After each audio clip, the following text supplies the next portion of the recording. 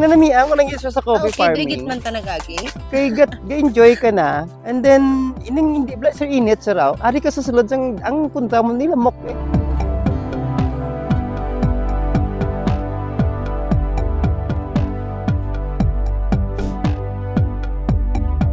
May pakitang gilas man natin kakao sir raw. Love Radio Bacolod na calendar. Pero nga rin ba na sir? Like, ini sir, hindi pa ni siya ready for roasting. Pero kung nantawan mo sir, may mga defects sir. Ang mga partially black. Kung may mga defects, sir, ginaano nyo na sila? Gina-process magyapon, may commercial na sa. If we properly sorted out the coffee, gin-separate natin ang mga defective, you can now consider this coffee as fine grade.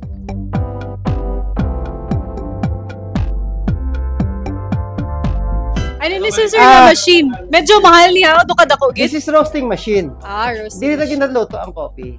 Ah. Dili siya ginabutang. And then, i-rotate siya sa motor. May burner siya sa dalom. Hasta nga ma-roast ng coffee.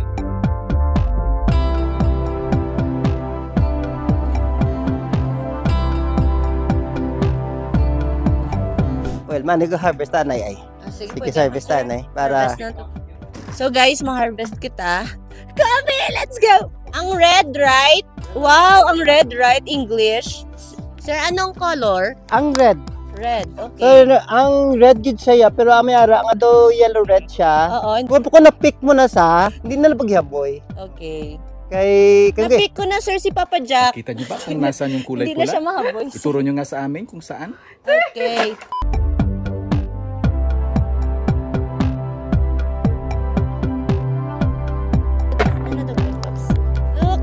Look. Ang before, ang ginahimo sang iban, pag ang isa ka puno sang kape, like for example sini, may mga red na siya, ang tanan pati green gina-harvest nila. Kaya ang ilang principle, kaya magululutod sila. Pag nagulang ng isa, tanan sila mature na. That was before, so hindi pa ta masyado affected sa climate change.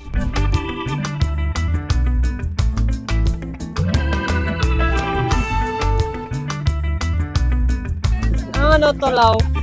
Kalapad sa Pwede ba kamon niya. tilawan ni sir? Yes, sliding apart. Amo na sang bricks niya, amo na sugar niya.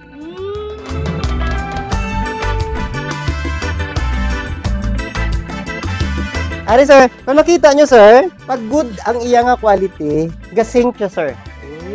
Pero kung ang nag-float, reject na siya. Masilingon ini siya, these are infected or abnormal. Sir, So, this is Kuya Kim American version. Kuya Kim, now what?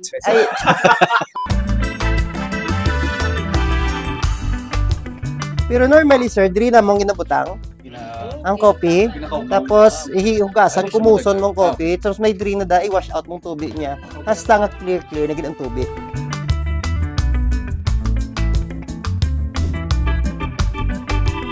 And then, ma-start na kita, natapos ng periods of fermentation natin, dito sa i-dry. Kaya next activity is drying.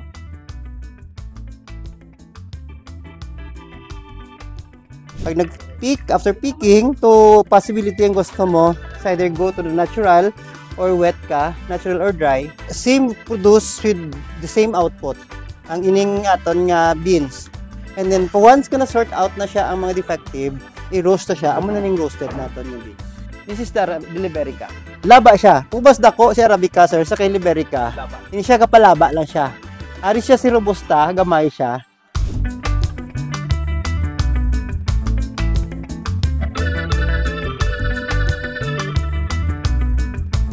It's a wrap!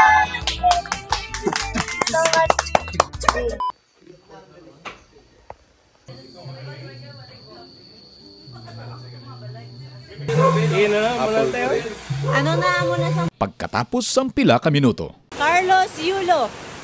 Op.